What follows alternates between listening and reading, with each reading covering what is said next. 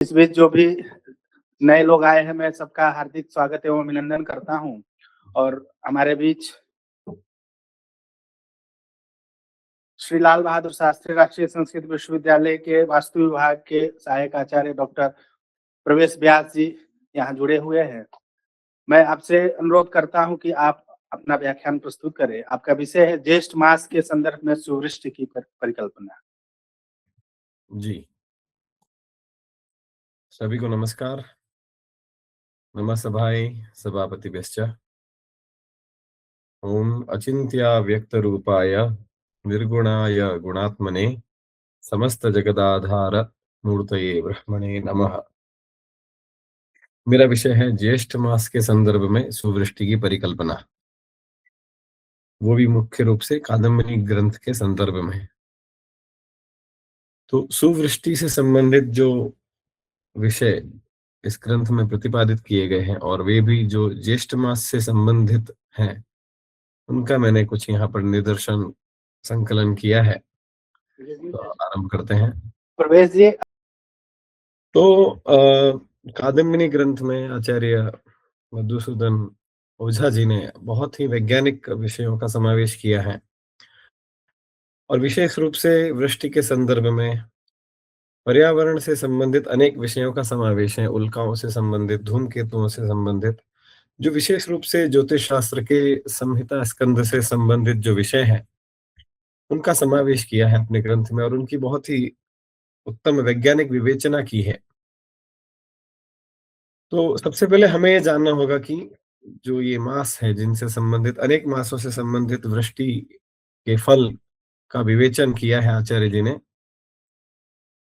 तो ये 12 चांद्र मास होते हैं, जो कि चंद्रमा की कलाओं के अनुरूप उसकी पूर्णिमा एवं अमावस्या के निर्माण के अनुरूप जो 15 तिथियां एक पक्ष में होती है और संपूर्ण मास में 30 तिथियां होती है, उससे वे निर्धारित होते हैं। तो जैसे अगर आप देखेंगे अभी इस पर स्क्रीन में आपको जो दिख रहा है, तो उनका और जो आज की जो मॉडर्न तिथियां हैं, जो अंग्रेजी तिथियां जिसे हम कहते हैं, उसके बीच में समायोजन घटता बढ़ता रहता है, क्योंकि चंद्रमा 29 दिनों में जो सावन दिन है, जिसे कि हम आज जो डेज कहते हैं, हम सोम मंगल बुध गुरु, ये सावन दिन कहलाते हैं भारतीय ज्योतिष शास्त्र में।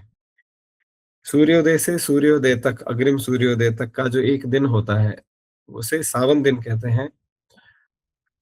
और आज के समय में अर्धरात्रि से अर्धरात्रि तक के एक दिन समय को एक दिन कहते हैं, जो कि यह कोई एक ऐसा नहीं है कि अंग्रेजों की कल्पना है। सूर्य सिद्धांत में दिन का आरंभ रात्रि के अर्ध काल से, रात्रि अर्ध से लेकर रात्रि अर्ध तक बताया गया है।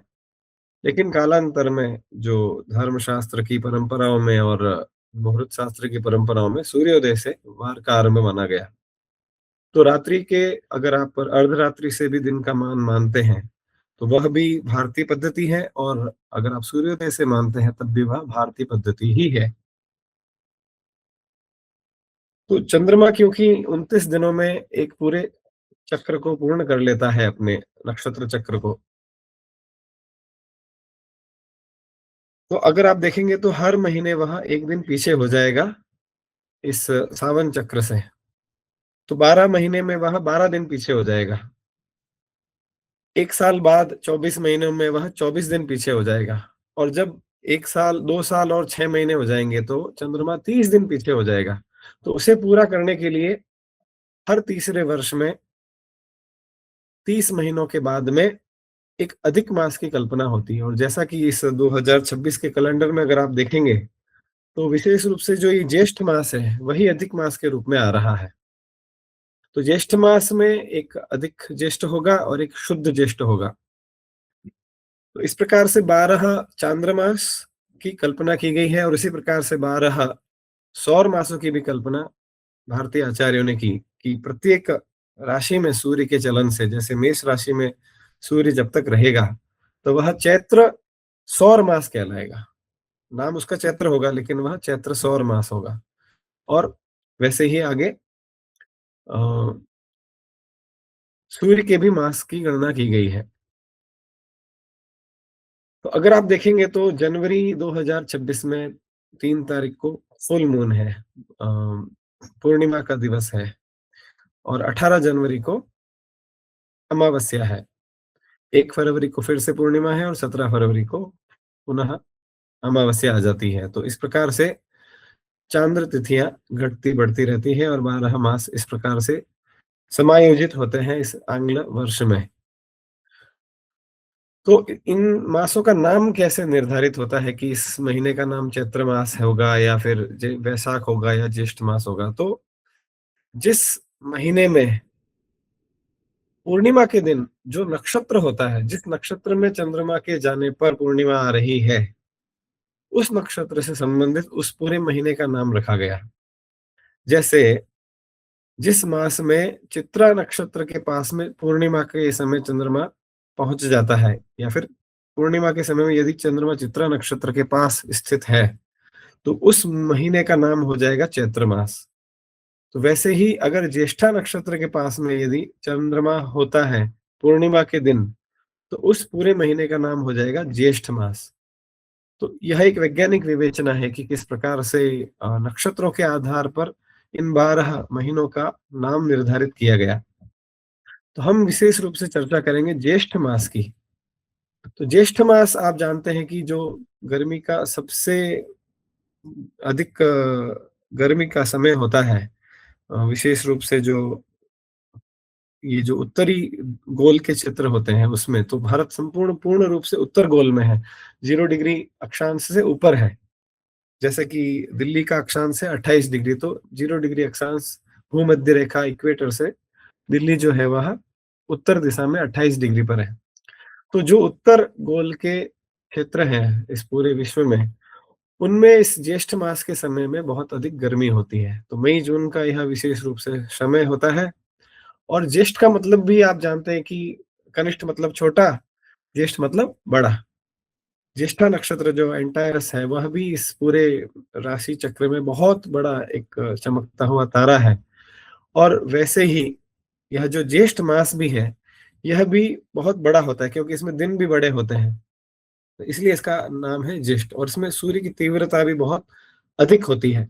और इस कारण से इसका धार्मिक महत्व भी बहुत अधिक है, क्योंकि अगर गर्मी नहीं होगी तो समुद्र का पानी वाष्प बनकर बादल नहीं बनेंगे। तो जितनी ज्यादा गर्मी पड़ेगी ज्येष्ठ मास में, उतना ही इस प्रकृति चक्र के लिए अच्छा है, आगे आने वाली वृष्टि के लिए अच्छा है। क्योंकि जितनी अधिक गर्मी होगी उतने अच्छे बादल बनेंगे। जैसा अभी पूर्व वक्ता गर्भ धारण के बारे में वर्णन कर रहे हैं, तो गर्भ का धारण तभी होगा जब ज्येष्ठ की अच्छी गर्मी होगी। तो जब गर्मी का समय होता है तो बहुत सारे ऐसे व्रत आते हैं जो जल से संबंधित है। जैसे निर्जला एकादशी है, गंगा दशहरा है, वट सावित्री व्रत है, और अनेक दान पुण्य की परंपराएं इस मास में धर्मशास्त्र के ग्रंथों ने प्रतिपादित की है। तो मानसून की पूर्व तैयारी का यह महीना है, ये आप समझ लीजिए। ज्येष्ठ के बाद ही चातुर्मास प्रारंभ हो जाता है। वैशाख, आषाढ़, श्रावण, भाद्रपद, ये सब कुछ ज्येष्ठ मास के बाद में ही आते हैं। तो कादम्बनी ग्रंथ में जब ज्येष्ठ मास का विवेचन मैंने देखा, तो मुझे विषय दिया है सुवृष्टि, जिसमें अच्छी वृष्टि होती है। वो सारे संदर्भ मैंने यहाँ पर संकलित किए हैं। वैसे तो वर्णन इस प्रकार का है कि कब कब वृष्टि नहीं होगी, कब कब दुर्भिक्ष पड़ जाएगा, कब कब अकाल पड़ जाएगा। तो खोजने पर यह ज्ञात हुआ कि उस ज्येष्ठ मास में भी विशेष तिथियों के अनुसार फल किया गया है। और रोहिणी नक्षत्र का बहुत विशेष महत्व बताया गया है कि जब चंद्रमा रोहिणी नक्षत्र में ज्येष्ठ महीने में आएगा, उस दिन का विशेष महत्व है। क्योंकि नक्षत्रों में भी सबसे महत्वपूर्ण रोहिणी नक्षत्र है जो जल से संबंधित है। और चंद्रमा की पत्नी भी कहते हैं कि 27 पत्नियों में सबसे जो उनको प्रिय पत्नी है वह रोहिणी है। और नक्षत्रों में भी जो भगवान कृष्ण भी स्वयं कहते हैं कि नक्षत्रों में मैं रोहिणी हूँ। और उस ज्येष्ठ मास में चलने वाली वायु का निरंतर अध्ययन किया कि किस दिशा से वायु चल रही है, किस प्रकार की वायु चल रही है। और मूल नक्षत्र का भी अध्ययन किया। और उस पूरे मास में अगर कहीं गर्जना होती है, कहीं मेघ दिखाई देते हैं, या फिर कहीं वृष्टि हो जाती है, तो उसका भी निश्चित रूप से प्रभाव आने वाले वृष्टि के काल में होने वाला है। तो मैंने कुछ उसमें से संदर्भ यहाँ पर बताए हैं कि जैसे ज्येष्ठ शुक्ल प्रतिपदा के दिन, जो पहला ही दिन है, उस समय में यदि रविवार हो और हवा चले, या फिर मंगलवार हो और हवा चल रही हो, तो रोग पैदा होने वाले हैं आने वाले समय में। बुधवार होगा अगर उस दिन, तो दुर्भिक्ष होगा। यदि गुरु, शुक्र और सोमवार है, तो आने वाले मासों में वृष्टि के लिए बहुत ही सुंदर है। तो अगर मैंने वो कैलेंडर देखा आने वाले वर्ष का, जो 2026 में, जो तो 2026 में 17 मई से 15 जून तक अधिक मास रहेगा, जो ज्येष्ठ अधिमास होगा, जिसे मल मास कहते हैं। और जो ज्येष्ठ शुक्ल प्रतिपदा जो शुद्ध वाली होगी, जो 15 जून को पड़ेगी, उसमें सोमवार का दिन आ रहा है। तो उस दिन हमें यह भी देखना होगा कि हवा कैसी चल रही है। तो सोमवार का दिन होने से जो कादम्बिनी ग्रंथ के अनुसार, तो यह पता चलता है कि आने वाली समय में वृष्टि अच्छी होगी सोमवार के द्वारा। फिर रोहिणी नक्षत्र का योग, तो रोहिणी नक्षत्र का योग जो इसमें देखा, तो वह लगभग 18 जून के करीब आ रहा है। तो उस दिन हमें देखना होगा 18 जून 2026 को, कि उस दिन बादल तो नहीं बन रहे हैं, कहीं वृष्टि तो नहीं हो रही, कहीं गर्जना तो नहीं हो रही है। तो रोहिणी नक्षत्र में जब ज्येष्ठ मास में चंद्रमा का संयोग होगा, तब बहुत अच्छे से उस पूरे दिन की परीक्षा करनी है। लगभग 1 दिन तक चंद्रमा रोहिणी नक्षत्र में रहता है।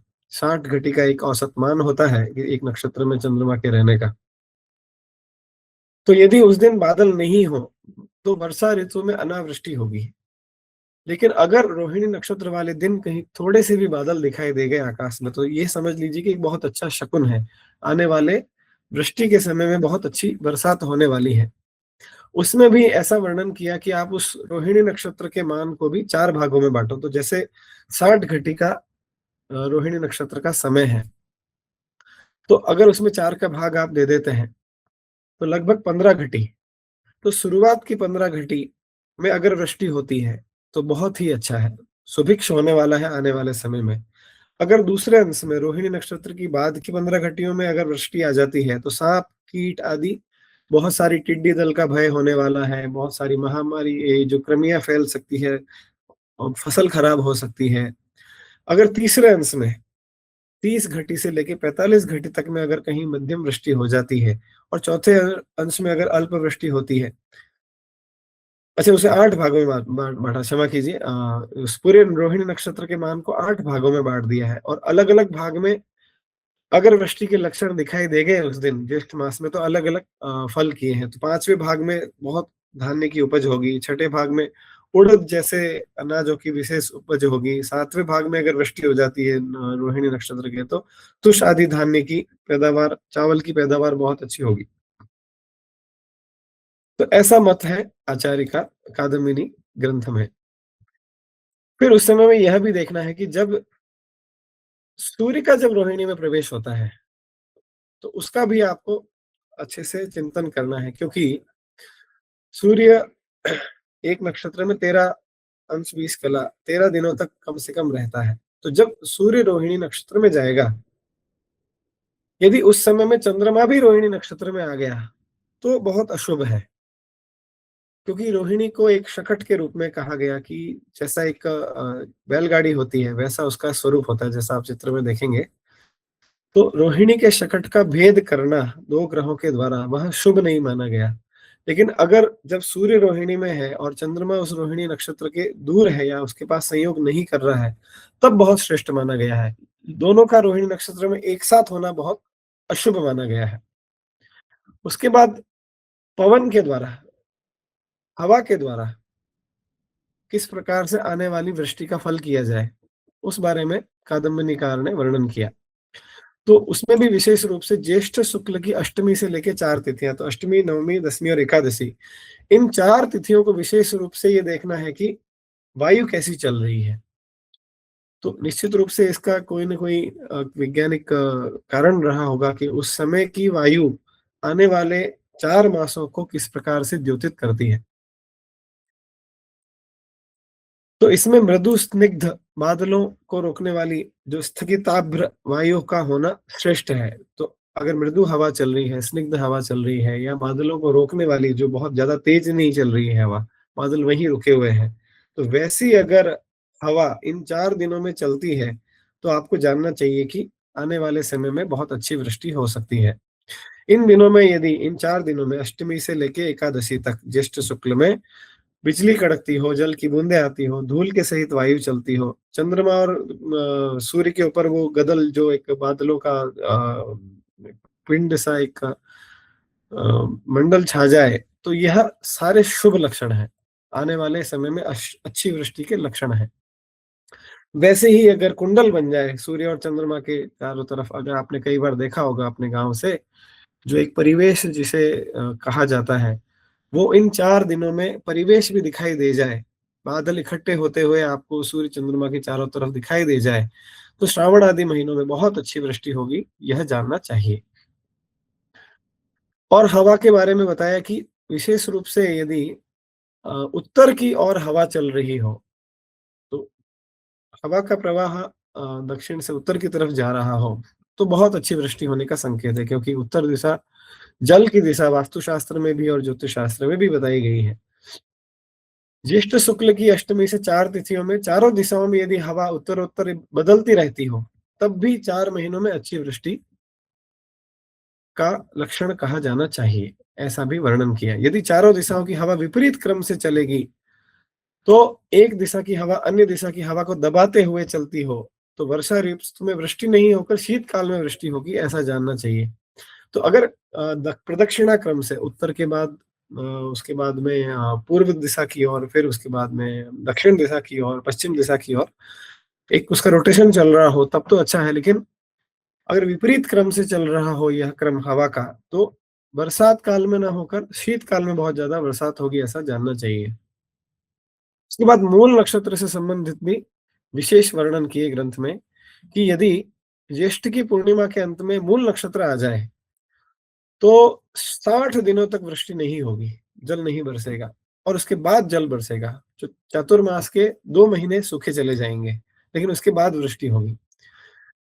इस तिथि को मूल नक्षत्र के 5 विभाग से भी वृष्टि की कल्पना कर सकते हैं। तो जो मूल नक्षत्र के 4 चरण हैं, उसके अनुसार भी आप यह चिंतन कर सकते हैं, ऐसा भी वर्णन किया है। मूल नक्षत्र का पूर्णिमा के दिन होना श्रेष्ठ है, प्रतिपदा के दिन होना सामान्य है, द्वितीया के दिन होना खराब है। तो यदि पूर्णिमा और मूल नक्षत्र का संयोग हो गया ज्येष्ठ मास की पूर्णिमा के साथ, तो बहुत ही उत्तम है।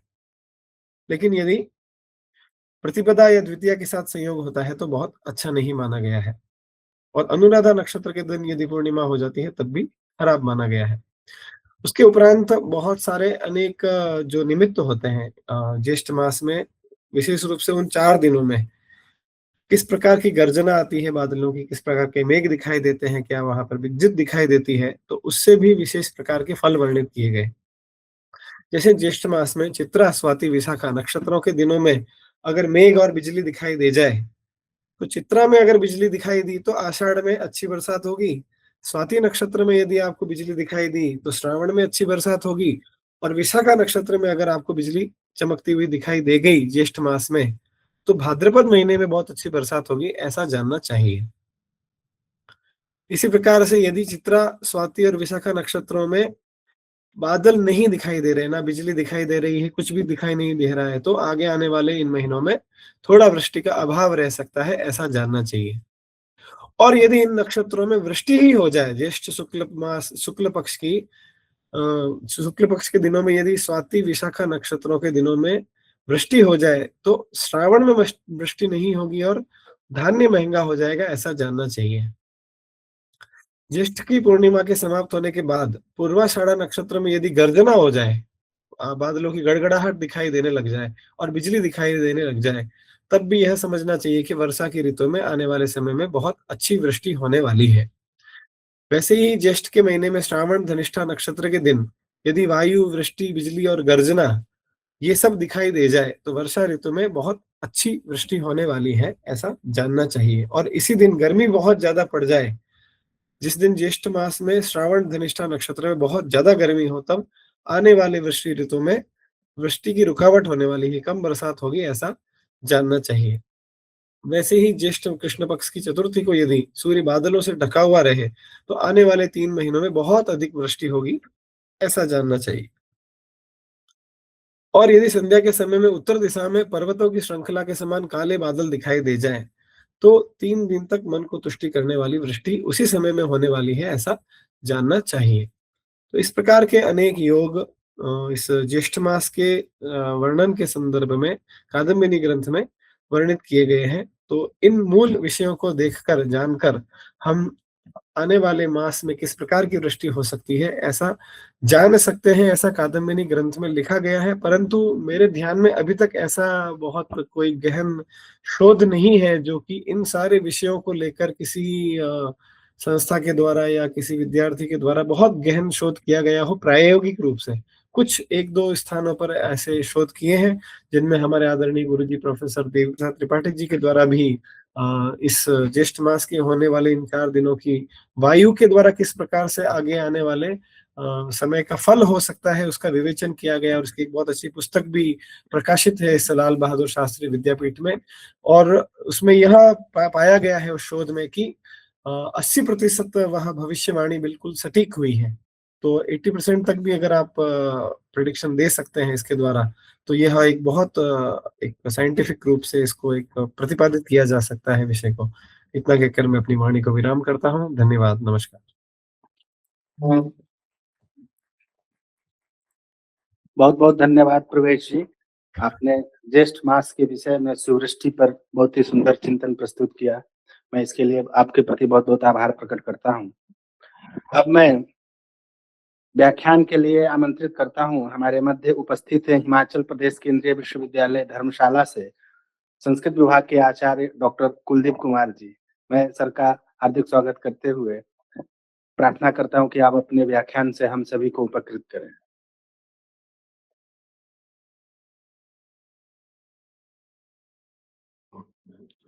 यो ब्रह्माणं विदधाति पूर्वं यो वेदांश्च प्रणोति तस्मै तद्वं हदेवमात्मबुद्धिप्रकाशं मुमुक्षुर्वै शरणमहं प्रपद्ये।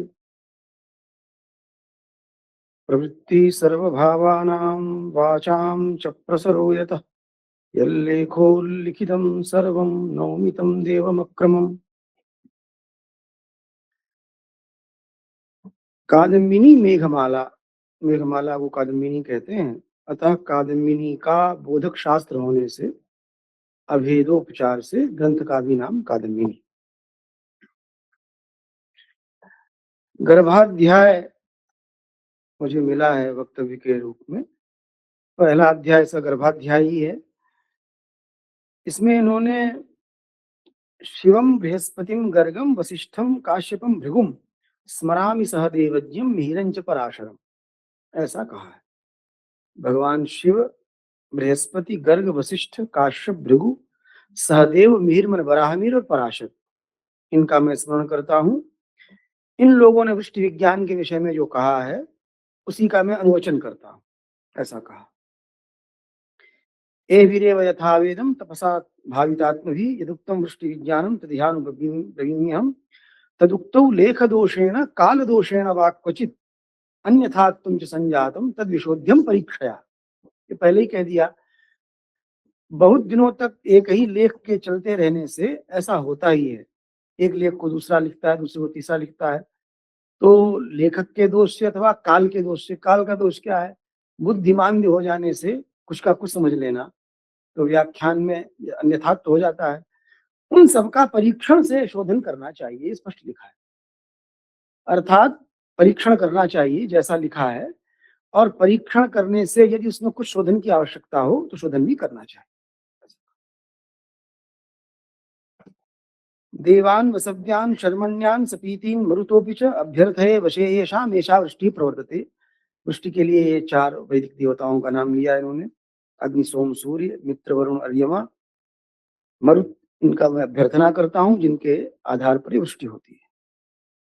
अब ये 4 को पकड़ करके, मैंने 4 के आधार पर वृष्टि का विवेचन करने की बात कहते हैं कि जल का उत्थान सूर्य करता है। अग्निम वायुम रविम सोमम मन्महे संभवत्यपाम उत्थानम प्रत्युपस्थानम धर्षणम वर्षणम यतः।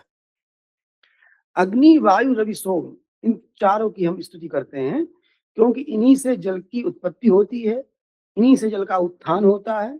उत्थान माने सूर्य अपनी किरणों से उठाता है और फिर मेघ के रूप में वो आकाश में ठहरा रहता है, प्रत्युपस्थान होता है और फिर धर्षण होता है, वायु के द्वारा प्रक्षेपण होता है, इसीलिए वर्षण होता है। तो 4 को इन्होंने मुख्य माना, अग्नि, वायु, रवि, सोम। अब इसमें थोड़ा बहुत मनुस्मृति इत्यादि का वचन उद्धृत करते हैं। अब जो बहुत प्रसिद्ध वचन है यज्ञ के विषय में, देखिए वर्षा में 2 की भूमिका है मुख्य रूप से। वैसे तो भूमिका प्रकृति की मुख्य है, लेकिन यज्ञ के रूप में मनुष्य की भूमिका भी है। शास्त्र दोनों को स्वीकार करता है। तो यज्ञ की भूमिका में एक तो आप यज्ञ करें न करें तो भी सूर्य जल को खींचेगा किरणों से और वो वायवी होकर के आकाश में रहेंगी और वर्षा होगी, आप यज्ञ करो न करो। किंतु यज्ञ के रूप में मनुष्य की भूमिका को भी शास्त्र ने स्वीकार किया है। अग्नौ प्रास्ताहुति सम्यक आदित्यम उपतिष्ठते आदित्यात् जायते वृष्टिर्वृष्टेरन्नम ततः प्रजा। यदि हम यज्ञ न करें तो मनुष्यों के सामान्य कर्म के द्वारा और प्राकृतिक कर्म के द्वारा सूर्य किरणों से जल खींचेगा, फिर उनका मेघ बनेगा, वर्षा होगी। किंतु यदि हम उसको अपने संकल्पानुसार कुछ दिशा देना चाहें तो शास्त्र ने उसके लिए यज्ञ का विधान किया है। तो अग्नौ प्रास्ताहुति सम्यक, सम्यक का अर्थ है विधि पूर्वक, अर्थात जैसा हमारा संकल्प हो, मंत्र उस संकल्प के स्मारक हो, तदनुसार हम जब अग्नि में यथाविधि आहुति डालते हैं तो आदित्य को पहुंचती है। अग्निवाहक है और आदित्य से फिर वृष्टि होती है, वृष्टि से अन्न होता है, अन्न से प्रजा होती है। अन्न से प्रजा का होना सिद्ध ही है, उत्पत्ति भी सिद्ध है और उत्पत्ति होने के बाद पालन पोषण भी सिद्ध है और अग्नि के न रहने से मृत्यु भी सिद्ध है। तो तीनों ही प्रकार से अन्न वर्षा के अधीन है। एक और वाल्मीकि का वचन उन्होंने उद्धृत किया है, अष्टमास धृतं गर्भम भास्करस्य गहस्तिभिः रसम सर्व समुद्राणाम देव प्रसूते रसायनम। ये चतुर्थ कांड का श्लोक है किष्किंधा का। कहीं कहीं ऐसा पाठांतर मिलता है, नवमास धृतं गर्भम भास्करस्य गहस्तिभिः पीत्वा सर्व समुद्राणाम देव प्रसूते रसायनम। किंतु ओझा जी ने अष्टमास धृतं गर्भम ही पाठ स्वीकार किया है, क्योंकि आगे चल करके उनका जो विवेचन है वो भी इसकी पुष्टि करता है। मैंने उन्होंने पूरे वर्ष को 4-4 महीने के 3 भागों में बांट दिया है। तो 4 मास जिन्हें वर्षा के चातुर्मास्य कहते हैं, उनमें वर्षा का प्रसव होता है और प्रथम 4 मास जो शीतकाल के हैं उनमें गर्भधारण होता है वर्षा का, और जो ग्रीष्म काल के हैं उनमें पुष्टि होती है। तो इस तरह से उन्होंने 3 भागों में बांटा है। विवस्वान फिर आगे और पुष्टि करते हैं अपने इसी मत की कि वो अष्टमासी मानते हैं। विवस्वान अष्टभिर्मासै राधायापो रसात्मिका वर्षत्यमुत तत्शान्नम अन्नादम अखिलं जगत आदित्य रश्मिभिर्यत्तुप्ति संस्थम रसम रवि तमुत्सृति भूतानाम पुष्ट्यर्थम सस्य वृद्धये। आदित्य का नाम ही आदित्य इसीलिए है क्योंकि वो आदित्य रश्मि रसम तस्माद आदित्य। तो आदित्य ग्रहण करता है और फिर उसको भूतों की पुष्टि के लिए और सस्य की वृद्धि के लिए उसको छोड़ देता है, रखता नहीं है। इन्होंने 4 भाग किए हैं कि सूर्य कहां कहां से रस ग्रहण करता है। सरित समुद्र भूमिस्था तथा प्राणी संभवा चतुर्प्रकारा भगवान आदित्य समितांशु भी।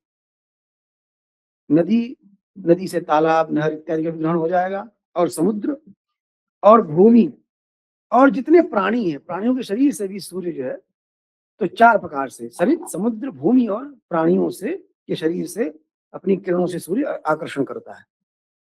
विवस्वान अंशुभिस्तीक्ष्णे राधाय जगती जलम सोमम पुष्णाति। और वो जल को लेके करता क्या है? सोम का पोषण करता है सूर्य, और सोम उसको वायु में स्थापित करता है, वाष्पीकृत वायु के माध्यम से ही चल जाता है, और वह सोम अपने उन वायु नाड़ी में स्थित जलों से देव का आप्यायन करता है, और फिर देव जो है उसको अभ्र में स्थापित करता है, और फिर अभ्र में वायु से प्रक्षिप्त होकर के वो पृथ्वी पर गिरती है। अब यहाँ पर इन्होंने गर्भ के 5 लक्षण बतलाए हैं। चंद्राद देउर गर्भमादित्य वाते नाभ्रेण विद्युता गर्जिते नाल्प वृष्टिया च सगर्भ 5 लक्षण। वृष्टि का गर्भ हुआ है कि नहीं हुआ है जाने कैसे हम? तो गर्भ के 5 लक्षण बतलाए हैं, अर्थात गर्भ के धारण काल में गर्भ हुआ है या नहीं इसकी परीक्षा के लिए 5 बातें कही हैं। वायु, बादल, विद्युत, गर्जना और अल्पवृष्टि। क्योंकि अधिक वृष्टि होने से गर्भस्राव हो जाएगा, गर्भधारण काल में यदि वृष्टि होगी। ये पंचलक्षण गर्भ है। इसी के आधार पर ये आगे चलते हैं और इसके आधार पर बहुत सा विवेचन करते हैं।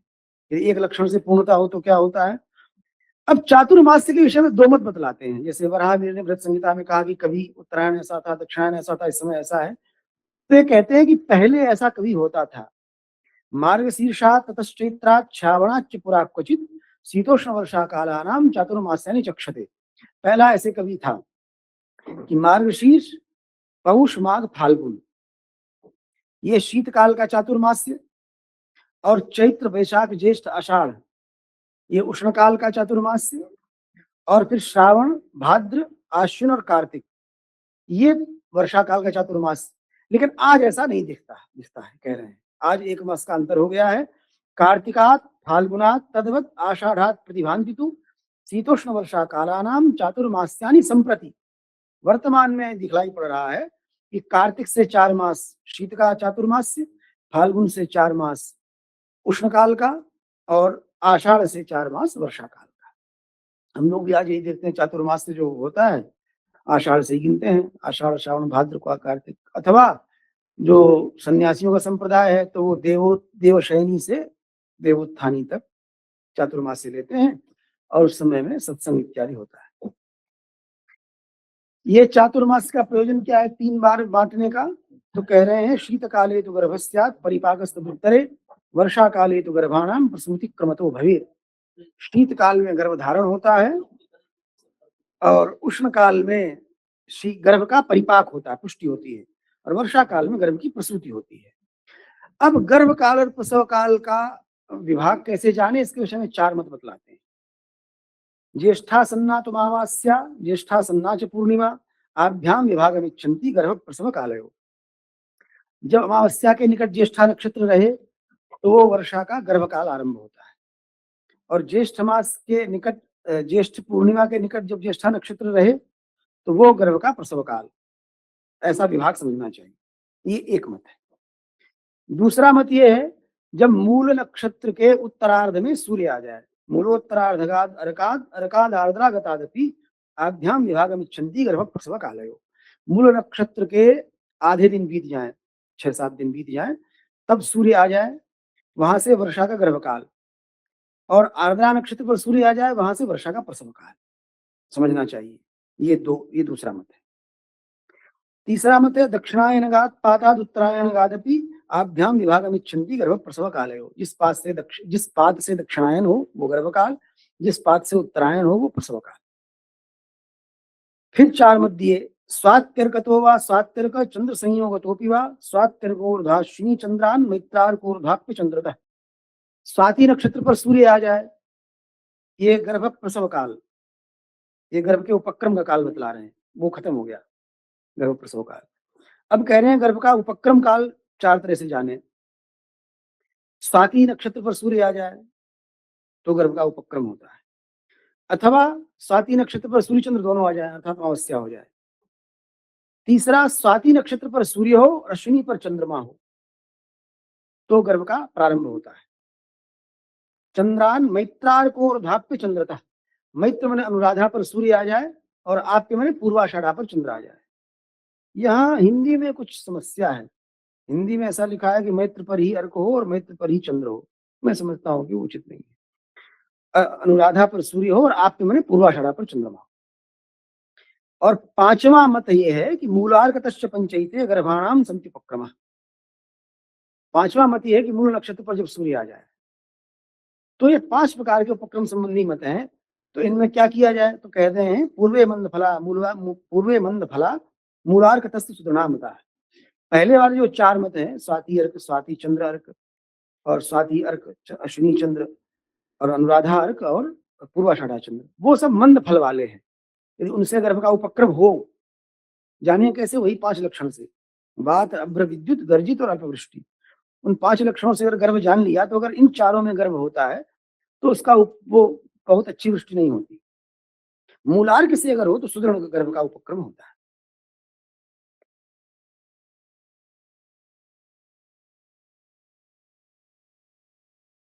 फिर ये गर्भ के प्रसव काल की अब बात करते हैं। गर्भ का उपक्रम हो गया, अब गर्भ का प्रसव काल कैसे होगा इस बारे में कुछ बात कहते हैं। सूर्य दक्षिण गोलस्थे गर्भितम चोत्तरायणे नक्षत्रमष्टमावृत्तो गत्वा चंद्र प्रवर्षति। सूर्य दक्षिण गोल में स्थित हो लेकिन उत्तरायण हो। जानते हैं हम लोग उस 3 महीने का अंतर हो जाएगा। जब सूर्य उत्तरायण होगा तो उत्तरायण प्रारंभ होगा, लेकिन उत्तर गोल प्रारंभ होगा थोड़ा देर से, उस समय दक्षिण गोल चल रहा होगा। तो ऐसे स्थिति में यदि गर्भ हो जाए, ये निश्चय हो जाए गर्भ हो गया है, तो चंद्रमा जिस दिन गर्भ हुआ है, जिस नक्षत्र पे चंद्रमा के रहने से गर्भ हुआ है, उससे 8वीं आवृत्ति में चंद्रमा जो उसी नक्षत्र पर जाएगा तो वर्षा होगी। ये सामान्य बात है। सूर्य के दक्षिण गोल में और उत्तरायण में रहने पर यदि गर्भ का निश्चय हो गया तो उस दिन चंद्रमा जिस नक्षत्र पर होगा, उसके बाद 8वें चक्कर में 7 आवृत्ति के बीतने पर 8वीं आवृत्ति में चंद्रमा उसी नक्षत्र पर जाएगा तो वर्षा होगी। अब प्रश्न ये उठा कि आपने तो 4 देवताओं की वंदना भी की, कारण क्या है? तो इस विषय में कुछ का मत कहते हैं, न सूर्यो न च नक्षत्रम न चंद्रस्तत्र कारणम वायुनैवोद्धृतं तोयं वायुरेव प्रवर्षति। यद्यपि कारण तो चारों हैं, फिर भी वर्षा में मुख्य कारण वायु को बतलाया, क्योंकि कहा कि सूर्य कारण नहीं है, नक्षत्र कारण नहीं है, चंद्र कारण नहीं है, वायु ना धृतम तोयम, वायु ही जल को उठाता है और वायु ही वर्षा कराता है। तो निश्चित रूप से वायु इधर से उधर ले जाता है, इसलिए कारण है, लेकिन वो 3 भी कारण तो है, मुख्य कारण वायु है, वर्षा का। वायु न हो तो जल खींचा न जाए, वर्षा न हो, जहां का तहां बना रहे। सूर्य दक्षिण गोलस्थे तप्तादब्धेर्वुत्थिति तत्तोयं वायुना क्षिप्तम देशे देशे प्रवर्षति। वायुना क्षिप्तमभ्रमतु दिवि यत्रावतिष्ठते नक्षत्रम द्वितलस्यास्य क्रियते तूपलक्षणम। कहा कि नक्षत्र कहां से आ गया? बात तो केवल इतनी करनी चाहिए कि सूर्य ने जल खींचा, जल ठहरा, वायु ने बरसाया। तो कह रहे हैं कि वस्तुतः वायु के द्वारा जब जल अभ्र में स्थापित कर दिया जाता है, तो जहां ठहरता है उसके ऊपर जो नक्षत्र है उससे हम पहचानते हैं, बस इतना ही। नक्षत्रम द्वितलस्यास्य क्रियते तूपलक्षणम। चंद्रो यद्भम गतो गर्भम कुर्यादावर्तनिष्टमे शतेन्नाम पंचनवते तद्भम गत्वा स वर्षति। अब नक्षत्र के अतिरिक्त सावन दिन भी बतला रहे हैं, क्योंकि चंद्रमा थोड़ा गति कम ज्यादा होती रहती है, तो इसलिए उसको और ठीक करने के लिए कह रहे हैं कि चंद्रमा जिस नक्षत्र पर जाकर के गर्भ करता है, उससे 8म आवृत्ति में उस नक्षत्र पर आता तो वर्षा होती है। लेकिन दिन भी बतला रहे हैं, सावन दिन 195 दिन, शतेन्नाम पंचनवते तद्भम गत्वा स वर्षति। तो थोड़ा आगे पीछे आप कर सकते हैं, उसी दिन चंद्रमा आए और 195 दिन यथावसर दोनों में वर्षा हो सकती है। अब कब गर्भ रहे तो कब वर्षा होती है, इसका एक सामान्य नियम बतलाते हैं। सित पक्ष भवा कृष्णे कृष्ण पक्ष भवस्थिते अहर जातो निशि दिशा जातस्त्वनि वर्षति। अगर चंद्र शुक्ल पक्ष के चंद्रमा में, शुक्ल पक्ष में यदि गर्भ रहा हो तो वर्षा कृष्ण पक्ष में होगी, दिन में गर्भ रहा हो तो वर्षा रात्रि में होगी, और वैसे उल्टा भी, कृष्ण पक्ष में रहा हो गर्भ तो शुक्ल पक्ष में, रात्रि में गर्भ रहा हो तो दिन में वर्षा होती है। फिर पक्ष के दृष्टि से भी बतला रहे हैं, यस्मिन् पक्षे भवेत् गर्भस्ततः पक्षे चतुर्दशे सगर्भ दिवसात् सार्ध षण्मासान्त्येन वर्षति। जिस पक्ष में गर्भ हो उससे 14वें पक्ष में और दिन की दृष्टि से 6.5 महीना बीत जाए तब अंतिम दिन में वर्षा होती है।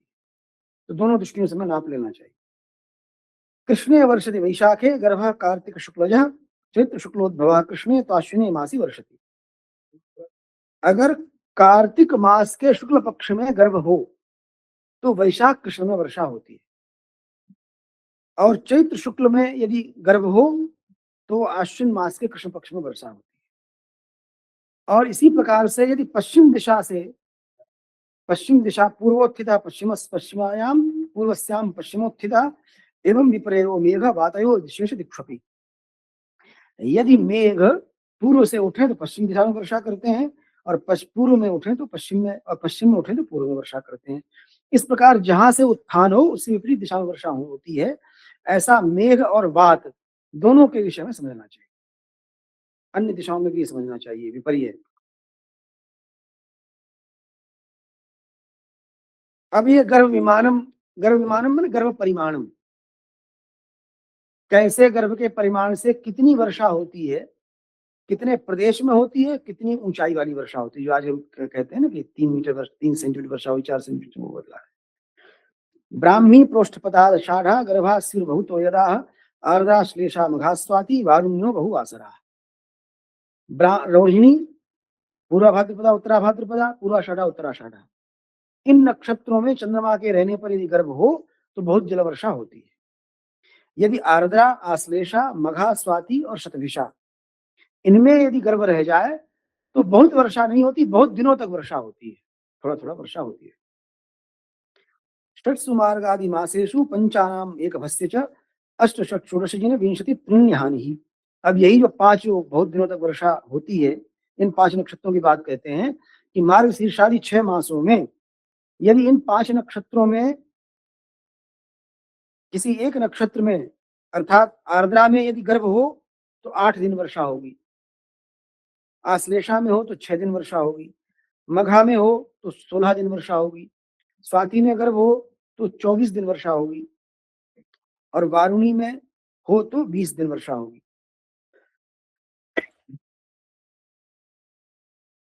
काले वर्षति गर्भस्तु पंचात्मा शतयोजनम एकैक हान्यापरितस्तु तदूर्ध्वार्ध कल्पनम। अब पहले बतलाए थे गर्भ 5 लक्षण वाला होता है, यदि 5 लक्षणों से गर्भ का निश्चय हुआ हो तो हम उसे पंचात्मा कहेंगे। ऐसा गर्भ अगर वर्षा करेगा तो 100 योजन तक वर्षा होगी उसकी, मतलब 400 कोस 1200 किलोमीटर तक वर्षा होगी।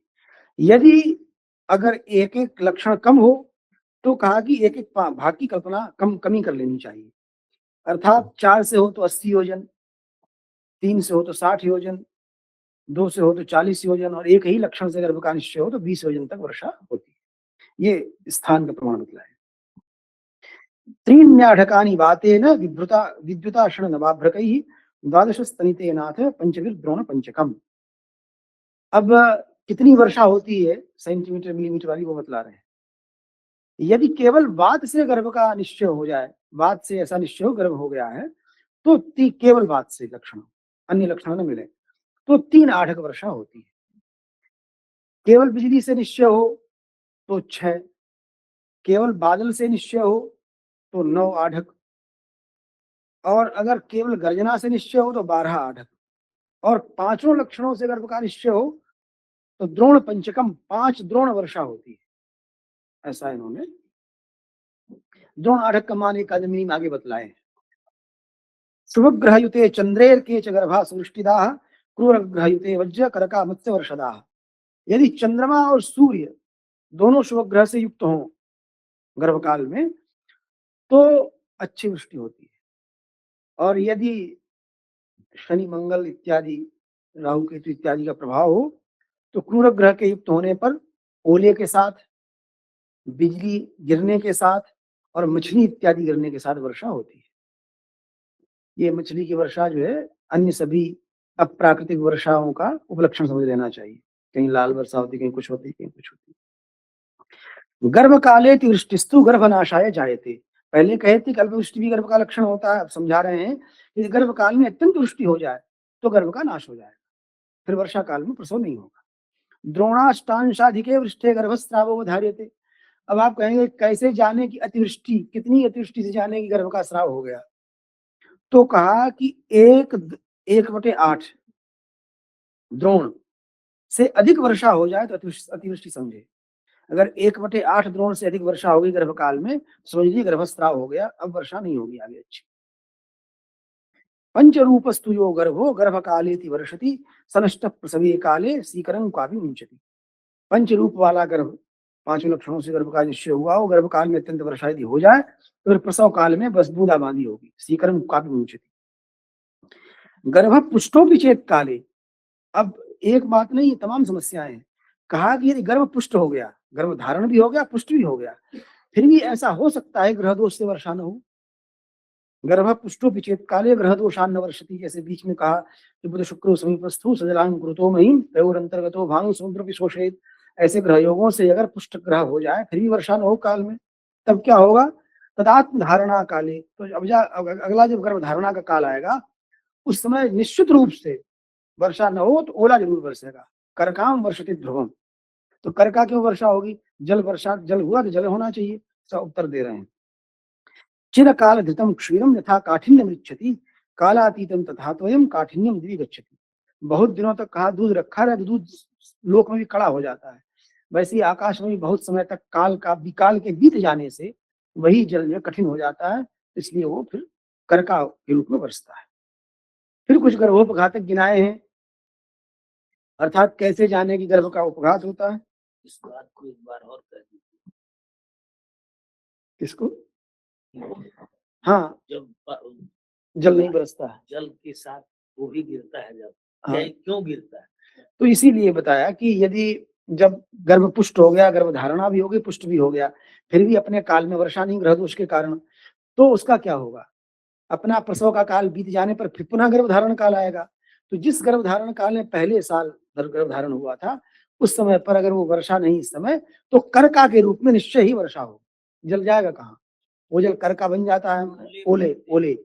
इसलिए उदाहरण उसका दिया कि जैसे अगर बहुत दिनों तक दूध रखा रहे तो कड़ा हो जाता है, वैसे ही वर्षा का जो जल बहुत दिनों तक रखा रह गया, काल के बीत जाने पर आकाश में वो कठिनता को प्राप्त हो जाता है, वो ओला बनकर बरसता है। ओलावृष्टि। ये इन्होंने उदाहरण दिया। अब गर्भ के उपघात के रूप में कहने के 3 उत्पाद होते हैं, भौम, आंतरिक्ष और दिव्य। पृथ्वी पर पाए जाने वाले उत्पाद जो स्वाभाविक हो उसकी विकृति ही उत्पाद है। तो जो स्वाभाविक हो वो उससे विकृति हो जाए, भूमि पर हो तो भौम, और उस फिर भूमि और सूर्य के बीच में अंतरिक्ष, और द्युकाल जहां पर सूर्य नक्षत्र तारा इत्यादि हो वो द्युलोक है। इन तीनों स्थानों पर होने वाले उत्पाद यदि गर्भकाल के समय हो जाएं तो गर्भ का उपघात हो जाता है, अर्थात गर्भ क्षीण हो जाता है, फिर वैसी वर्षा नहीं होती जैसी होनी चाहिए। भूकंप को भी इन्होंने गर्भोपघातक माना। भूकंप, उल्का, रजोवृष्टि, अचानक बहुत सी धूल भरी आंधी आती है, उससे सब दिशाएं आच्छिन्न हो जाती हैं। दिग्दाह, दिशाएं जो है सुबह शाम जलती हुई सी दिखाई पड़ती हैं लाल चारों तरफ, वो दिग्दाह है। अशनि, वज्र और कीलक, खपुर माने गंधर्वपुर, बादलों से दिखाई पड़े कि नगरी सी बन गई है, उसे खपुर या गंधर्वपुर कहते हैं। केतवा, धूमकेतु इत्यादि, आकाश में बिना किसी दृष्ट कारण के यदि अग्नि दिखाई पड़े, कोई अग्निरूप, वो धूमकेतु है। युद्धम, ग्रह युद्ध हो जाए, जो हम लोग जानते हैं कि एक ही राशि अंश पर आ जाते हैं, ऊपर नीचे ग्रह युद्ध होता है। निर्घाता, एक दिशा से चली हुई वायु दूसरी दिशा से चली हुई वायु से टकरा करके बड़ा भारी शब्द होता है, वो निर्घात होता है। ये भी गर्भकाल में हो तो घातक होता है। परिघाकार बन जाए वो भी, इंद्रधनुष बन जाए वो भी गर्भकाल में। उपरागा, सूर्य ग्रहण चंद्र ग्रहण हो जाए, और गर्भ के मास में जो लक्षण होने चाहिए सामान्यतः उनका विपर्य हो जाए, ये भी गर्भोपघात होता है। ये सब दुर्निमित्त जितने अधिक हो उतना अधिक गर्भोपघात समझना चाहिए, और जितने कम हो उतना कम। अब पोषण के गर्भदोह भी कहते हैं, तो इसमें इन्होंने मृदु प्रसाद को वायु सोमे शानेन्द्र दिग्भवा परिवेश स्थित स्निग्धो विपुल शशि सूर्यो। यदि गर्भकाल में पूर्व दिशा, उत्तर दिशा और ईशान दिशा से वायु बहे और बहुत ही चित्त को प्रसन्नता देने वाली और मृदु वायु हो, ऐसी वायु न हो जो रूखापन पैदा कर दे, प्रसादक और मृदु वायु हो, और इन दिशाओं से चले तो गर्भ का पुष्टि होती है। चंद्रमा और सूर्य के चारों ओर श्वेत, बहुत ही स्निग्ध और बड़ा भारी विपुल परिवेश जो गोलाकार बन जाए किरणों से, चंद्रमा और सूर्य दोनों की ओर, वो भी गर्भ का दोहद होता है, पुष्टिकारक होता है। विद्युत इंद्रधनुर मंद्र गर्जितम प्रतिसूर्यकम स्निग्धो व्यापी पृथुर्मेघ सुप्रसन्नेन्दुभम नभा। विद्युत दिखाई पड़े, इंद्रधनुष हो और गंभीर गर्जन हो। गर्जन भी 2 तरह के होते हैं, गंभीर तो अच्छा लगता है, एक बहुत ऐसा होता है जो चित्त को, हृदय को फाड़ देने वाला, वैसा नहीं, जो लिखा है गीता में हृदयानि व्यदारय, वैसा नहीं। मंद्र गर्जितम, गंभीर गर्जित हो, प्रतिसूर्यक हो, सूर्य का प्रतिबिंब बन जाता है दूसरी दिशा में जलकण इत्यादि से, वो प्रतिसूर्यक हो, वो भी अच्छा है गर्भ की पुष्टि के लिए। स्निग्धो व्यापी पृथुर मेघा, और मेघ जो है स्निग्ध हो, बहुत बहुत क्षेत्र में फैला हुआ हो, और पृथु हो, जिसमें जल होगा वो थोड़ा पृथु और स्निग्ध होगा ही। और चंद्रमा और नक्षत्र सभी प्रसन्न हो, अर्थात मटमैलिन हो, बहुत ही स्पष्ट किरण वाले दिखाई पड़े, ऐसा आकाश भी गर्भकाल में गर्भ की पुष्टिकारक होता है। स्निग्धा पुष्टा अनुपसृष्टा प्रदक्षिण चराग्रह अनाकुल रवा हृष्टा निसर्गान मृग पक्षिणा। प्रत्येक संहिता में और प्रत्येक ग्रह के 4 अध्याय में दिखाया है जो प्रदक्षिण दक्षिण की ओर विचरण दक्षिण की ओर घूम करके जिनकी आचार हो ऐसे ग्रहों का, तो प्रदक्षिण चार जो है अच्छा होता है। स्निग्ध हो, उनका बिंब पुष्ट हो, किसी उत्पात से संयुक्त न हो। और पृथ्वी पर जो मृग पक्षी हैं, जो भौम पृथ्वी पर जो पक्षी और मृग हैं, पशु हैं, वो सब व्याकुल न हो, व्याकुल होकर के आवाज न करते हो, स्वाभाविक रीत से प्रसन्न होकर के शब्द करते हो, तो ये भी अच्छा होता है। एते सर्वर तु जाता नाम गर्भाणाम पुष्टिकारका। ये जो हमने पुष्टिकारक बतलाए ये सभी ऋतुओं पर लागू होते हैं। अब हम अलग अलग मास भेद से बतलाते हैं किस किस मास में कैसा कैसा हो तो गर्भ की पुष्टि होती है। संध्या राग परिवेशो वार्दलम मार्ग पौषयो नाति शीतम मार्ग शीर्षे पौषेति हिम संभव। अगर मार्ग में और मार्ग शीर्ष और पौष में संध्या के समय राग लालिमा हो, सवेरे शाम दोनों, और परिवेशा सूर्य चंद्रमा के चारों ओर घेरा हो, और बादल भी हो, तो बादल शब्द ऐसी वार्दल से निकला है, वार्दलम, रा का लोप हो गया, बादल बन गया, वार्दलम मार्ग पौषयो, तो बादल हो ये भी गर्भ का पुष्टिकारक। और मार्ग शीर्ष में अत्यंत शीत न पड़े और पौष में खूब ठंडा पड़े, ये भी गर्भ का पुष्टिकारक होता है। माघे तो प्रबलो वायु तुषार कलुषाग्रह शैत्याधिक्यम समेघस्य भानुरस्तो दयु तथा। माघ मास में प्रबल वायु बहे और जो ग्रह हो वो तुषार से कलुष हो जाए, अर्थात स्पष्ट दिखाई न पड़े। माघ मास में ऐसा पाला पड़े कि जितने ग्रह हैं वो स्पष्ट न दिखलाई पड़े। शैत्याधिक्यम समेघस्य भानुरस्तो दयु तथा, और माघ मास में खूब शीत पड़े और सूर्य अस्त और उदय के समय बादलों से युक्त रहे, ये भी पुष्टिकारक है। फाल्गुने पवनश्चंडो रूक्ष स्निग्धाभ्र संप्लव परिवेशा असंपूर्णास्ताम्रो वा कपिलो रवि। फाल्गुन मास में जो वायु बहे वो खूब प्रचंड और रूखी बहे, वो स्निग्ध न हो, लेकिन बादल स्निग्ध हो, बादलों का जमघट जो स्निग्ध बादलों का जमघट हो। परिवेशा असंपूर्ण, परिवेश जो हो इस महीने में तो संपूर्ण न हो, मैंने आधा अधूरा वृत्त बने, पूरा न बने। ताम्रवा कपिलो रवि, और सूर्य का जो वर्ण है उदयास्त समय ताम्र हो या कपिल हो, लाल हो या थोड़ा कपिल हो, अन्य किसी वर्ण का न हो। फाल्गुनेति खरो वायुर्वाति पत्राणि पातयन् दक्षिणोति मधुश्चैते, चैत्रे होना चाहिए, चैत्रे मेघ गर्भहिता ऐसा। फाल्गुन में अत्यंत खर वायु हो, पत्तों को गिराता हुआ, और चैत्र में वायु दक्षिण हो और अत्यंत मृदु हो, दक्षिण से बहे और अत्यंत मृदु हो, वो मेघ के गर्भ के हित के लिए होता है। चैत्रे वायु परिवेशो वृष्टिरभ्रम च शस्यते, वैशाखे पवनो विद्युत वृष्टिरभ्रम च गर्जितम, गर्भोपघात घातकानस्युर्यदिस्युर्गर्भदोहदाः तदा तदा वर्षति पर्जन्यस्तत्रान्न प्रवर्तते। चैत्र में वायु बहे मृदु, परिवेश भी हो, वृष्टि भी थोड़ी बहुत हो, और बादल भी हो, समय समय बादल आ जाए, ये सब प्रशस्त होते हैं गर्भ के लिए।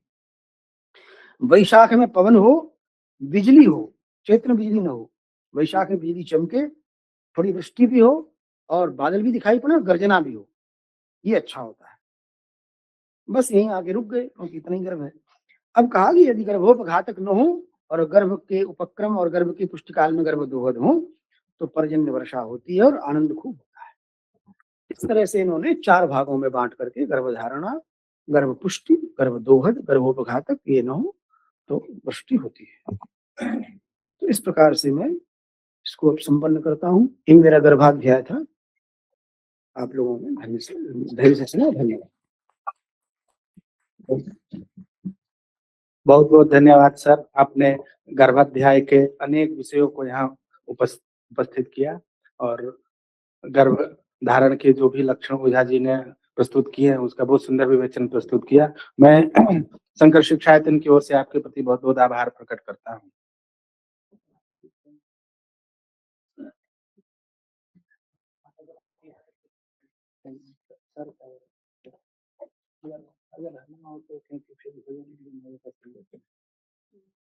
एक 10 हो गया है, भाजी करना चाहते हैं क्या? कर रहे हैं सर, तो उसके बाद चले जाएंगे।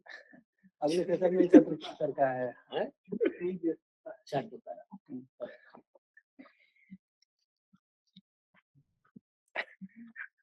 बालक रत्न जी का अगले में करेंगे।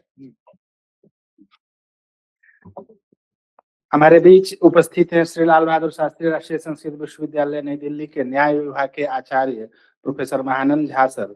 मैं सर से निवेदन करता हूं कि आप अपने विषय पर अपने व्याख्यान से हम सभी को अनुग्रहित करें। आदरणीय प्रोफेसर महानंद झा सर।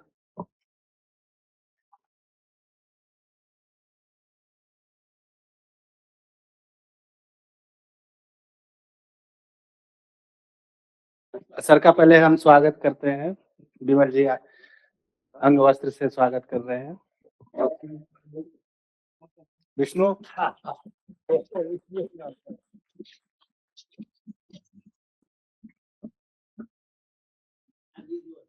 हवाई जहाज में जो बैठते तो हम लोग को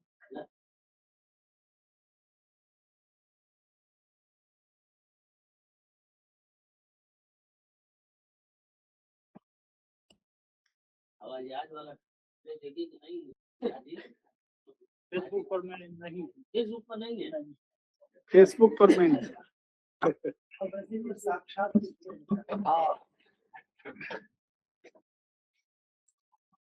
स्वाज्ञोऽपि यत्प्रसादेन ज्ञानं तत्फलमाप्नुयात् सोऽयं हयास्यो भगवान् हृदि मे भातु सर्वदा। ज्ञानानन्दमयं देवं निर्मलस्फटिकाकृतिम् आधारं सर्वविद्यानां हयग्रीवमुपास्महे। लक्ष्मीनाथसमारम्भां नाथयामुनमध्यमाम् अस्मदाचार्यपर्यन्तां वन्दे गुरुपरम्पराम्। परम सम्माननीय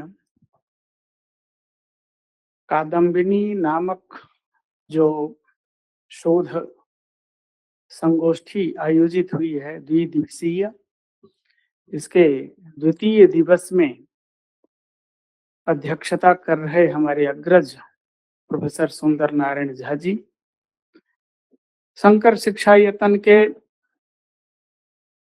सारस्वत प्रकल्प को आयोजित करने वाले मूलाधार अग्रज प्रोफेसर संतोष कुमार शुक्ल जी, मणिशंकर द्विवेदी जी, हमारे विमल जी, यहाँ उपस्थित तमाम विद्यापीठ और अन्य विश्वविद्यालयों के श्रोतागण। जब लक्ष्मीकांत जी का फोन आया था मेरे पास, तो होता है त्वरा में कुछ हाँ कह देना,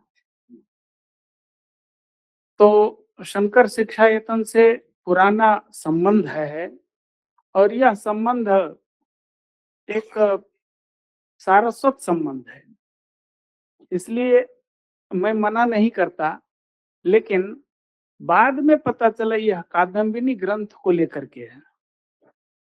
कादम्बिनी ग्रंथ एक उच्च कोटि का ज्योतिष विषय का ग्रंथ है और ज्योतिष के संबंध में मुझे कुछ भी पता नहीं है, ये सच्चाई है। जो कुछ श्रुति परंपरा से प्राप्त हुआ है कि 27 नक्षत्र होते हैं, पंचांग के 5 अंग हैं, तिथि करणवार नक्षत्र, ये सब, तो इतने ही पर्याप्त मात्रा में इतनी ही जानकारी है। कोई मुहूर्त का भी पता करना हो तो हम ऐसे आचार्यों को संपर्क करते हैं और वो बतलाते हैं।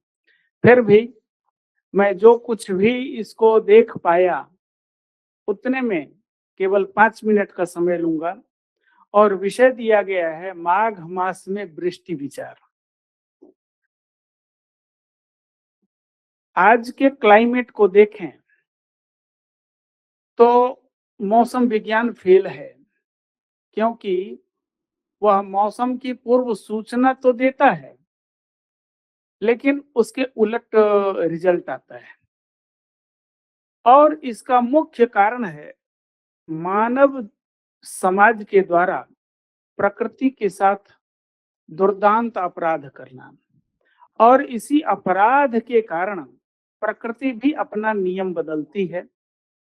इसलिए जो वर्षा काल है, वर्षा काल में वर्षा न हो करके अन्य काल में वर्षा होती है। आज देखिए तमाम जो देश हैं वृष्टि से त्रस्त है, पूरा देश बह रहा है।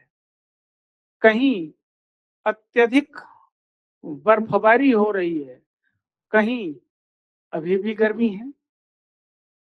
इस समय में दिल्ली का भी कुछ ऐसा ही मौसम है जो हम लोग ये जानते नहीं थे कि ये क्या होता है। फॉग तो ठीक है, लेकिन यह जो दमघोंटू जिसमें सांस लेना कठिन है, ये पिछले 20 वर्षों में ऐसा हो गया है। स्मॉग इसको कहते हैं। कादम्बिनी में तमाम प्रकरण हैं और उन प्रकरणों में प्रत्येक मास के आधार पर तत्त फलादेश किया गया है। यह एक फलित ज्योतिष का विषय हो सकता है। माघ मास में वृष्टि का क्या योग है, इसको कुछ श्लोकों में बतलाया गया है। पौषारब्धो डुसंदोहे मूलाद्ये भरणी परे विद्युत गर्जित वाता भ्रय रार्द्रार का दिशु वृष्टया। वृष्टि कब होती है? पौष मास में आरब्ध जो जल का संदोह है, अर्थात बादल का संदोह होना, और मूलाद्य भरणी परे, मूल नक्षत्र, प्रत्येक नक्षत्र के 4 चरण भी होते हैं और 4 चरण अलग अलग परिणाम को देने वाले होते हैं। जैसे किसी जातक का जन्म मूल नक्षत्र में हो जाए और मूल के प्रथम चरण में हो तो फल अलग है। द्वितीय चरण में जातक का जन्म हो तो कभी पिता के ऊपर, कभी माँ के ऊपर, कभी परिवार के ऊपर, कभी धन के ऊपर, कभी कुछ अलग अलग प्रभाव डालते हैं। कुछ जातक के लिए ऐसे नियम भी हैं। कुछ एक नक्षत्र है जिसको गंडमूल नक्षत्र के नाम से जानते हैं। ऐसे आदि चरण में और भरणी परे, भरणी नक्षत्र हो तब जाकर के वर्षा विद्युत गर्जित वाता भ्रई, विद्युत गर्जना के साथ में पवन का चलना, वह अभ्रई आर्द्रार का दिशु वृष्टया। अभ्र कहते हैं बादल को, और आर्द्रा नक्षत्र में जब सूर्य हो तब वृष्टि होती है। वृष्टि के होने और नहीं होने में कारण बतलाया गया। क्यों? कि कार्य कारण भाव सिद्धांत अटल सिद्धांत है और इस सिद्धांत का जनक न्याय शास्त्र है। जब तक कारण नहीं होगा कोई भी कार्य नहीं हो सकता। बिना कारण का कार्य होना व्यतिरेक व्यभिचार दोष को उत्पन्न करता है। इसलिए वृष्टि को कार्य माना गया है और कारण उनमें ये आर्द्रा नक्षत्र, विद्युत गर्जन। वैसे विद्युत गर्जन से घर में बैठे हुए व्यक्ति को भी आकाशम मेघवत इत्याकार का अनुमान हो जाता है। वहां पर अनुमान के लिए व्याप्ति निश्चय, पक्षधर्मता ज्ञान, परामर्श की उपलब्धि, ये सब कारण नहीं है। बिना अनियमितता के, बिना किसी संशय के उसको मेघ गर्जन से ही, घर में बैठे व्यक्ति को मेघ गर्जन सुन करके वृष्टि का गगनम मेघवत इत्याकारक अनुमान हो जाता है। यहाँ पर ये कहते हैं वृष्टि के कारणभूत ये सारे तत्व हैं, जिसमें विद्युत गर्जन है, तेज पवन है, आर्द्रा नक्षत्र हो और आर्द्रा नक्षत्र में ही सूर्य भी हो। तो वैसे मेष राशि, क्या मकर राशि में सूर्य माघ मास में, प्रायः माघ मास में मकर राशि में सूर्य का प्रवेश होता है तो सूर्य में एक दीप्तता आती है एक जो उसका सहज स्वभाव है सूर्य का, तपन स्वभाव है, वह तपन आरंभ होता है करीब 14 या 15 जनवरी के बाद, और ये समय माघ का ही समय होता है। माघस्य प्रतिपत् शुक्ला सबाता भ्रापि निर्जला तैल द्रव्यम महार्घत्वम गंध द्रव्यम च यास्यति।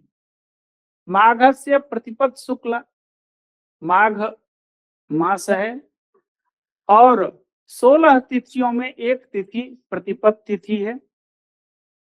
दो पक्ष, कृष्ण पक्ष और शुक्ल पक्ष, जिसमें शुक्ल पक्ष की प्रतिपत् तिथि सबाता भ्रापि वात सहित, अर्थात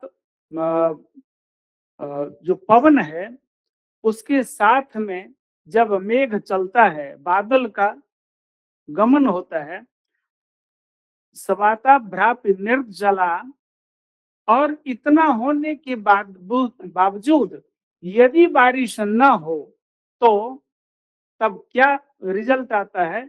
का तैल द्रव्यम, तेलहन जिसको आजकल सरसों की खेती होती है, शायद वर्षा होने से ऐसे सरसों के ऊपर दुष्प्रभाव पड़ता है, वह फसल नष्ट हो जाती है, तो उस समय में तैल द्रव्यम महार्घत्वम गंध द्रव्यम च यास्यति।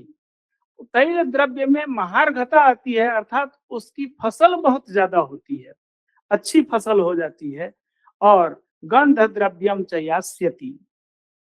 ये सब उसके रिजल्ट बतलाए हैं। जब बारिश हो तो उसके अच्छे प्रभाव क्या है और उसका दुष्प्रभाव क्या है। माघ शुक्ल द्वितीयायाम विद्युत घन घटा यदि तृतीया निर्जला गर्जित तदा धान्य महार्घता। माघ शुक्ल द्वितीया में यदि विद्युत, आकाश में विद्युत दिखाई दे और बादल की गर्जना हो, तो विद्युत के प्रति भी बादल का आपस में टकराना कारण है, क्योंकि विद्युत का प्रवाह बहुत तेज है, तीव्र गति है, इसलिए वह आंखों के सामने जल्दी प्रकट होता है, और ध्वनि की गति उसकी अपेक्षया मंद है, इसलिए बादल की गर्जना हमें बाद में सुनाई देती है। विद्युत और घन घटा यदि तृतीया निर्जला गर्जित, तृतीया तिथि को यदि ऐसी स्थिति आती है तो वह भी बारिश नहीं देने वाली होती है। कहते हैं ना, कुछ बादल गरजते हैं बरसते नहीं। ये प्रायः जो जोर जोर से बोलने वाले लोग होते हैं, धमकी देने वाले, तो उनके लिए ऐसे वक्तव्य हम लोग निकालते हैं कि बरसने वाला बादल अलग होता है और गरजने वाला अलग होता है। तो तृतीया निर्जला गर्जित तदा धान्य महार्घता, और इस समय में माघ मास के शुक्ल पक्ष तृतीया में यदि बारिश हो तो फसल को नुकसान होती, और नहीं बारिश हो, निर्जला हो, तो धान्य महार्घता, धान्य अर्थात जो भी फसल इस समय में होती है उसमें श्रेष्ठता, उसमें उत्तमता आती है। माघ शुक्ल चतुर्थ्याम तो वृष्टिश्चेदभ्रमे बवा तांबूल नारिकेलाद्या गमिष्यन्ति महार्घताम। चतुर्थी तिथि को वृष्टिश्चेद अभ्रमे बवा, या तो वृष्टि हो या ऐसे बादल छाया रहे, तब तांबूल और नारिकेल, इनमें इनके फसल में मतलब श्रेष्ठता आ जाती है। इसमें वैसे तो तांबूल जो मिथिला में ज्यादा होता है, और नारिकेल फल बहुत ज्यादा साउथ में और उड़ीसा उस साइड में बहुत ज्यादा होता है, वहां बारिश भी खूब होती है। तो बारिश उसके लिए बहुत सफल है। नारिकेल फल के लिए वह जलीय तत्व भी है और जल से उसे पुष्टि मिलती है। इसी तरह इसमें तांबूल के लिए, लेकिन वहां के लोग कहते हैं तांबूल के पौधे में फसल में ज्यादा पानी नहीं चाहिए। यहाँ किस आधार पर कहा गया है ये? उसकी उपज अच्छी हो। उपज अच्छी होती है, नहीं होगी इसलिए महंगा हो जाएगा, महंगाई हो जाएगी। महंगाई के लिए कहा अगर उपज नहीं होगी तो महंगाई अधिक होगी। जी। लेकिन नारिकेल फल के लिए तो फिर ये उल्टा हो जाएगा। नारिकेल फल में तो पानी चाहिए और नारिकेल फल, हाँ, पानी कम बारिश होने से तभी तो महंगा होगा, उपज कम। उसमें फसल, वो एक अर्थशास्त्र का नियम है, सीमांत उपयोगिता ह्रास नियम। तो जितनी वस्तु की डिमांड ज्यादा होती है उसके हिसाब से उसके मूल्य तय होते हैं। Higher the price lower the demand. हाँ, ये इस समय आलू का रेट 11 रुपया है। डिमांड तो आलू का बहुत ज्यादा है। उत्पादन अधिक हुआ नहीं, सरकार रेट ही बढ़ने लगी। सरकार रेट नहीं बढ़ा। 10 से 20 के बीच में है, पूरा इंटरनेशनल रेट है। माघस्य पंचमी शुक्ला मेघाढ्यापि न वर्षति तदा भाद्रेल्प वृष्टि स्यात् अवृष्टिस्तुत्तरे नीले। माघ शुक्ल पंचमी मेघ का आधिक्य होता है, फिर भी यदि बारिश न हो, कभी कभी मेघ के आधिक्य होने पर वर्षा होती है। यह तो नियम है कि अधिक घनघोर घटा लग जाए तो बारिश की संभावना ज्यादा होती है, और कभी कभी एकदम काला मेघ लगने पर भी बारिश नहीं होती है। कभी विपरीत पवन चल जाए तो उस बादल को उड़ा ले जाता है।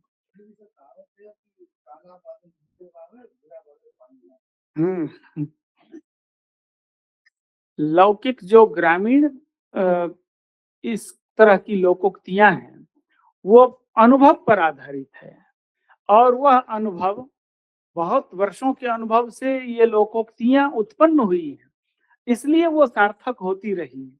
लेकिन आजकल उस लोकोक्तियों का प्रभाव इसलिए नहीं है क्योंकि प्रकृति बदल रही है। तदा भाद्रेल्प वृष्टि से, भाद्रपद में अल्प वृष्टि होती है, और अवृष्टिस्तुत्तरे नीले, उत्तर दिशा से जब दक्षिण दिशा की तरफ हवा चले तो अवृष्टि ही, फिर वर्षा नहीं होगी। यदि माघे शुक्ल षष्ठी नगर्जति रसास्तदा चंद्रवारे तुजायन्ते कार्पासाद्या महार्घताम। यदि माघे शुक्ल षष्ठी, शुक्ल पक्ष, माघ के शुक्ल पक्ष षष्ठी को यदि न गर्जति रसास्तदा, रस यहाँ बादल का ही पर्याय है, तब चंद्रवारे तुजायन्ते, और वह चंद्रवार, चंद्रवार का मतलब मंगलवार, सोमवार, हाँ, चंद्रवारे तुजायन्ते कार्पासाद्या महार्घताम। कार्पास कपास को बोलते हैं, जो मुख्यतः गुजरात की खेती है। तो उसमें कपास महंगी हो जाएगी, कपास की खेती नहीं होने से उसमें ज्यादा महंगी हो जाती है। सप्तम्यां माघ शुक्लायाः पादैर्मास चतुष्टयम् प्रकल्प्य वृष्टि मेघाद्यैस्तत्तन्मास स्थितिं वदेत्। माघ शुक्ल सप्तमी को पाद मास चतुष्टयम, पादैर्मास चतुष्टयम, मास चतुष्टय का एक पाद अर्थात 1 महीना हुआ, ये नहीं, 4.25 महीना। पादै मास चतुष्टयम प्रकल्प्य वृष्टि मेघाद्यैस्तन्मास स्थितिं वदेत्। 4.25 महीने वर्षा का काल बतलाया है, और उस समय में यदि बारिश होती है तो अलग अलग फसल में अलग अलग, जैसे कार्पास है, कपास, तो कपास के पौधे में पानी कम होने से उसकी पैदावार कम होगी और डिमांड वही रहती है, बल्कि बढ़ती ही है, इसलिए उसके मूल्य में वृद्धि होती है। इस तरीके से पाठ तो लंबा है।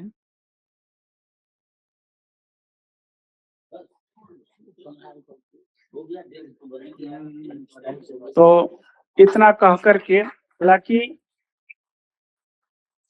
मैं स्वयं संतुष्ट नहीं हूँ, एकाएक प्रवेश कर गया यहाँ। वो हमारे पूर्व कुलपति कहते हैं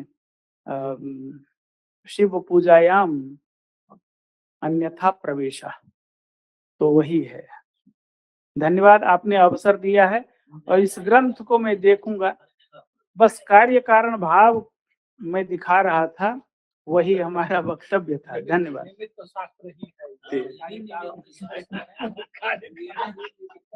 जी धन्यवाद सर, आपने मेघ मास के आलोक में वृष्टि विषयक विचार यहाँ उपस्थापित किया। मैं शंकर शिक्षा यतन की ओर से आपको बहुत बहुत आभार प्रकट करता हूँ आपके प्रति। अब समय है अध्यक्षीय उद्बोधन का, तो इस सत्र की अध्यक्षता कर रहे हैं लाल बहादुर शास्त्री राष्ट्रीय संस्कृत विश्वविद्यालय नई दिल्ली के वेद विभाग के आचार्य प्रोफेसर सुंदर नारायण झा सर से मैं निवेदन करता हूं कि वे अध्यक्षीय उद्बोधन से हम सभी को अनुग्रहित करें।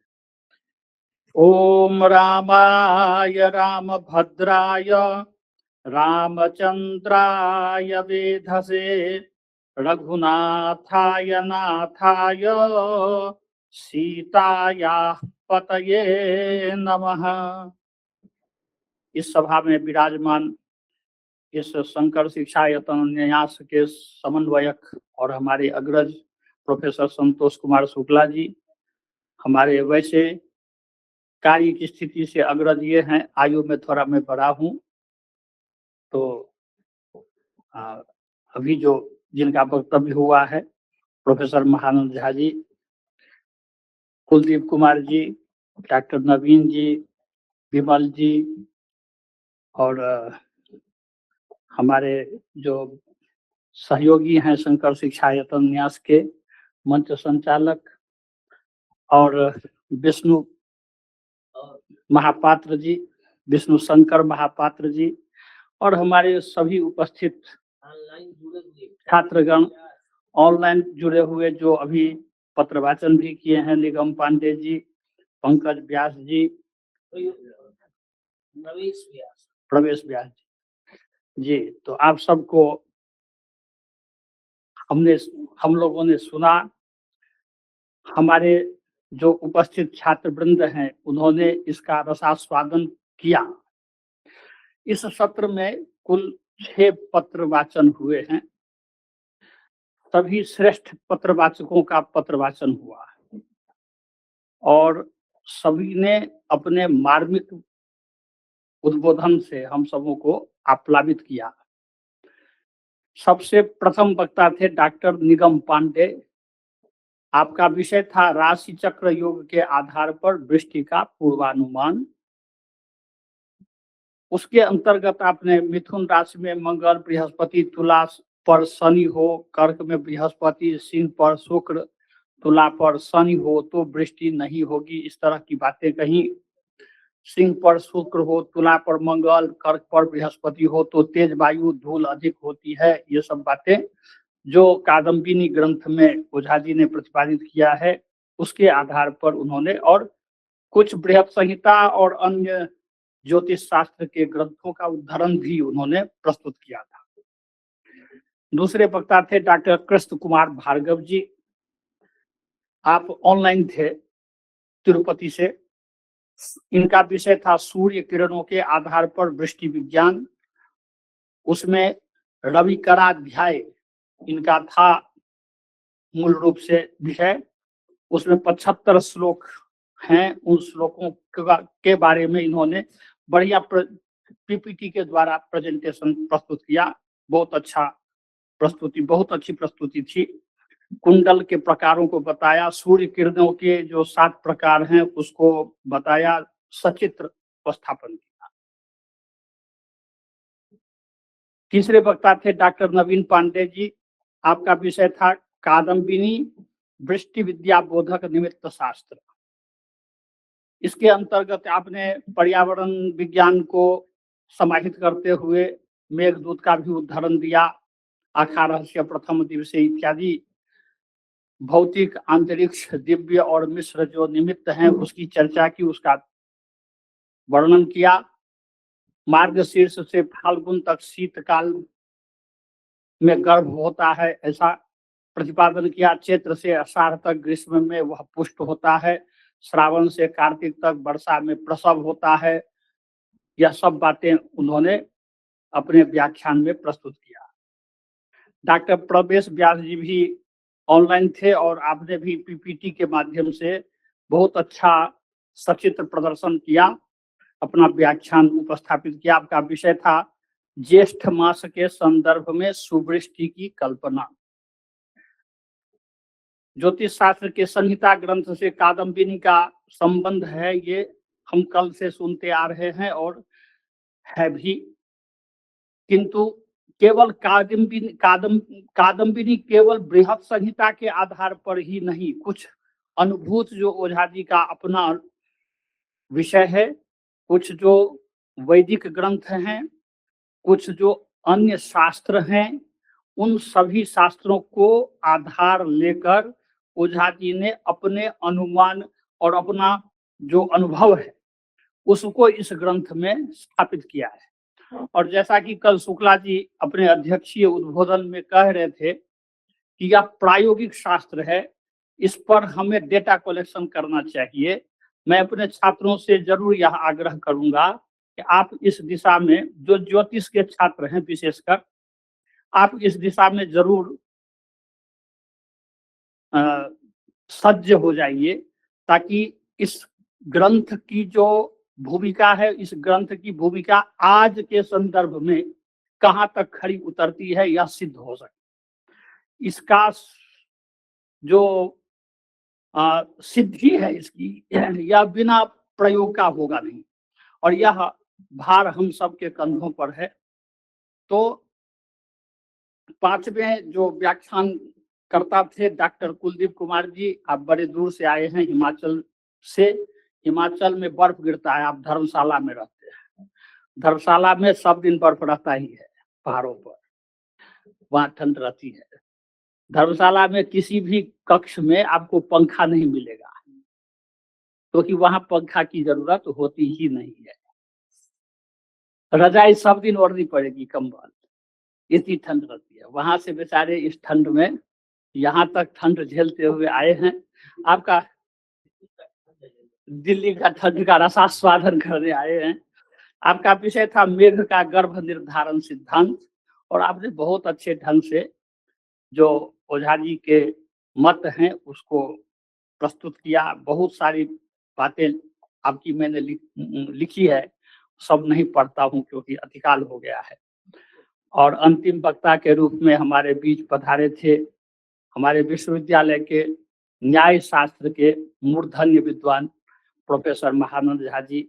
आपका विषय माघ मास में वृष्टि विचार था। आपने विद्युत गर्जन, तेज पवन, आर्द्रा नक्षत्र में सूर्य, माघ मास के जो सभी शुक्ल पक्ष के सभी तिथियां, कृष्ण पक्ष की सभी तिथियां, ये सारी बातें उसमें कादम्बिनी ग्रंथ में जो प्रतिपादित हैं उसका सम्यक प्रतिपादन किया। सभी पत्रों को सुन करके ऐसा लगा कि कादम्बिनी ग्रंथ अभी कंठस्थ हो गया है, किंतु इतना से मन भरेगा नहीं, क्योंकि यह अभी जो कंठस्थ हुआ है, हो सकता है इस कक्ष से बाहर निकलने के बाद वो विस्मृत हो जाए। इसका बार बार आलोचन करना पड़ेगा, और बार बार आलोचन करके इस ग्रंथ का जो परीक्षण है वो हम जिस तरह से इसमें बताया गया कि फलाने महीने के फलाने पक्ष, फलानी तिथि में ऐसा नक्षत्र हो, ऐसी राशि हो, ऐसी स्थिति बने, और वह कब बनता है और उसमें मेघ का संचार कैसा होता है, यह देखकर उसका परीक्षण करके एक जो उसका डेटा है वो कलेक्शन करें, और फिर वो फलीभूत होता है कि नहीं ये भी जमा करें, उसका एक डायरी नोट करके। तो उससे बहुत ज्यादा लाभ अपने समाज को होने वाला है। यही मैं ज्यादा न कहते हुए, क्योंकि आप लोगों का भोजन आपकी प्रतीक्षा कर रहा है, उस बीच में मैं बाधक नहीं बनना चाहता। मैं आप सबको प्रणाम करके, आपने यह दायित्व हमको दिया, इसलिए आपको बहुत बहुत धन्यवाद। मैं अपनी वाणी को विराम देता हूँ। बहुत बहुत आभार सर, आपने इस सत्र की अध्यक्षता की, इसके लिए शंकर शिक्षायतन की ओर से मैं आपके प्रति बहुत बहुत आभार प्रकट करता हूं। और इस सत्र में व्याख्यान देने वाले डॉक्टर कुलदीप कुमार जी, डॉक्टर प्रवेश व्यास जी, डॉक्टर कृष्ण कुमार भार्गव जी, डॉक्टर निगम पांडे जी, डॉक्टर नवीन पांडे जी एवं प्रोफेसर महानंद झा सर के प्रति मैं हार्दिक आभार प्रकट करते